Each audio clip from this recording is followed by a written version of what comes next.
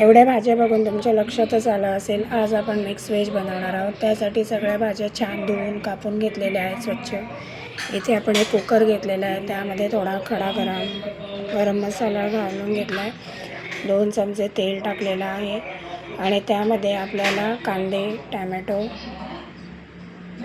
आणि ज्या भाज्या आपण कापून ठेवलेल्या आहेत स्वच्छ धुवून, त्या सगळ्या भाज्या आपल्याला कुकरमध्ये घालायच्या आहेत आणि छान एक शिट्टी त्यांची भाजी काढून घ्यायची आहे. म्हणजे का की खूप वेळ भाज्या आपल्याला शिजवायला लागायला नको, म्हणून त्यामध्ये थोडंसं आपण पाणी घालूया.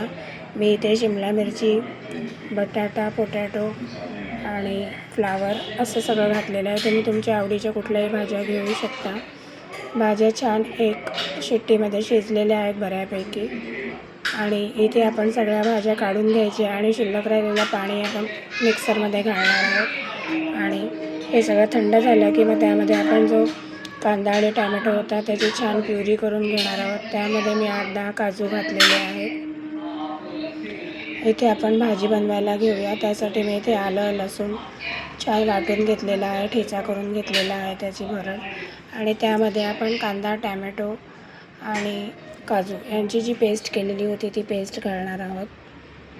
आणि आपल्याला ही पेस्ट आणि आलं लसूण छान परतवून घ्यायचं आहे. त्यामध्ये आपण घरगुती मसाले ॲड करूया. त्याच्यामध्ये हळद, लाल तिखट, मीठ आणि लाल मिरची पावडर घातलेली होती. तुम्ही बघू शकता आपल्या ग्रेव्हीला खूप सुंदर कलर आलेला आहे. ग्रेव्ही आपल्याला छान परतून घ्यायची आहे. तुम्ही मसाले आणि ग्रेव्ही जेवढी जास्त परताल तेवढी भाजीला टेस्ट खूप चांगली येते. आता आपलं ग्रेव्ही तेल सोडायला लागलेली आहे, तर आता आपण त्यामध्ये भाज्या घालूया. हे मटार आहेत, हिरवे मटार फ्रेशवाले, ते मी घातलेले आहेत. ते काही शिजवले नव्हते कारण मटार हे पटकन शिजतात. त्यानंतर आपण शिजवलेल्या भाज्या होत्या त्या सगळ्या भाज्या घालूया आणि ग्रेव्हीमध्ये छान मिक्स करून घेऊया. त्यानंतर तुम्हाला जर थोडी ग्रेव्ही पाहिजे असेल तर त्यामध्ये आपण गरम केलेलं इथे पाणी ठेवलेलं होतं मी गरम व्हायला. तुम्ही कुठल्याही भाजीमध्ये गरम पाणीच घाला, त्याच्याने कुकिंग प्रोसेस थांबत नाही, चालूच राहते. थंड पाणी घातलं तर कुकिंग प्रोसेस थांबते, भाजी शिजायला पण खूप वेळ लागतो.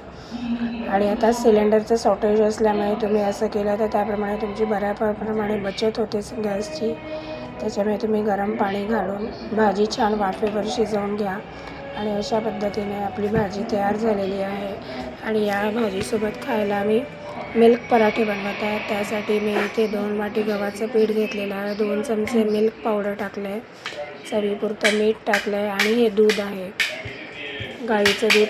त्याच्याने छान आपण हे पीठ मळून घेणार आहोत.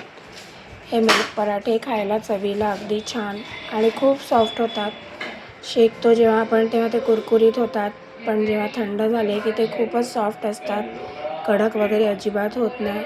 आणि आपल्याला ज्याप्रमाणे चपातीसाठी पीठ मळतो किंवा पराठ्यांसाठी तसं पीठ मळून घ्यायचं आहे आणि त्याचे छान छोटे छोटे बॉल करून घ्यायचे आहेत आणि मग आपण लाटायला सुरुवात करणार आहोत.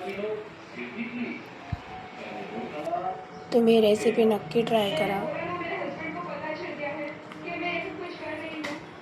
ज्याप्रमाणे आपण गोल चपाती लाटतो त्याप्रमाणे आधी आपल्याला लाटून घ्यायचे आहे. हे माझ्या अंगठ्या लाटताना मला त्रास होत होता म्हणून ते मी काढून ठेवलेले आहेत.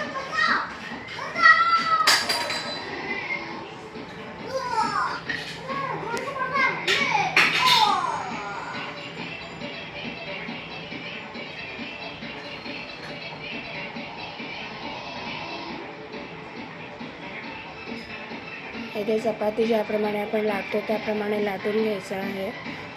आणि नंतर दोन्ही बाजू थोडी थोडी फोल्ड करायची आहे. मग वरची बाजू फोल्ड करायची आणि खालची बाजू आणि एक चौकोनी असा चौकोन तयार करून घ्यायचा. आणि आज आपण चौकोनी मिल्क पराठे बनवणार आहोत.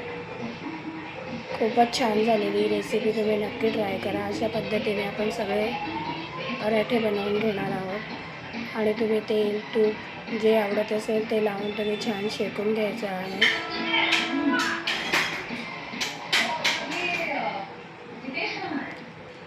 छान आलटून पालटून ज्याप्रमाणे आपण पराठे शेकतो त्याप्रमाणेच आपल्याला हे शेकून घ्यायचे आहे.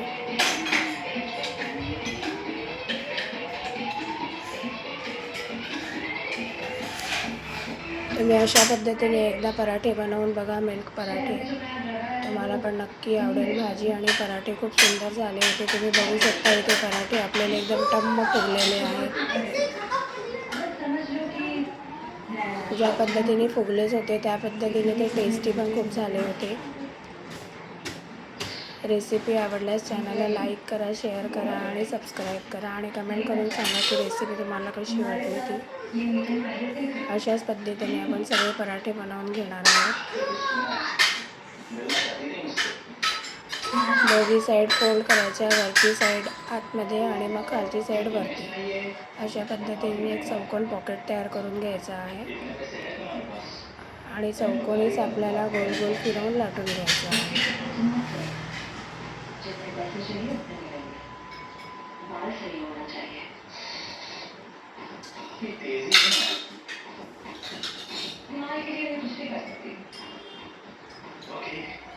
अशा पद्धतीने आपण आलटून पालटून छान परतवून, हे बघा ही सुद्धा एकदम टम्म फुगलेली आहे.